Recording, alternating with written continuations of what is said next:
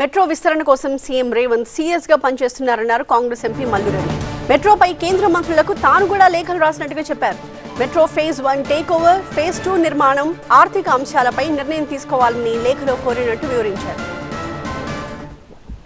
ఈరోజు కిషన్ రెడ్డి గారిని కలుద్దామని ప్రయత్నం చేస్తే 4 గంటల దాకా వరకు మీటింగ్ ఉందన్నారు.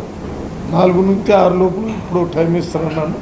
వారు కలిసి నా లెటర్ ఇవ్వటమే కాకుండా ఈ లోపల అర్బన్ డెవలప్మెంట్కి, రైల్వే మినిస్టర్కి నేను ఒక లెటర్ ఇచ్చి వీటి త్వరగా పూర్తి చేయాలని అడగటం జరిగింది. నేను మెంబర్ ఆఫ్ పార్లమెంటే కాకుండా నేను convener of Telangana Congress MPs, అంటే 8 ఎంపీసీ కన్వీనర్.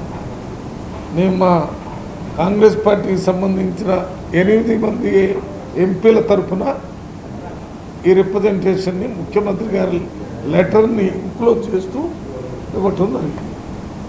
ఇది మీ దృష్టికి తీసుకొని వస్తున్నాను. దీనివల్ల ఏమర్థమవుతుందంటే మెట్రో 1, 2ని ఎంత త్వరగా పూర్తి చేయాలనే ఆలోచనతో రేవంత్ రెడ్డి గారు ఆలోచనలతోనే కాకుండా పనిచేయటానికి కూడా ముందుకు వస్తున్నాడు.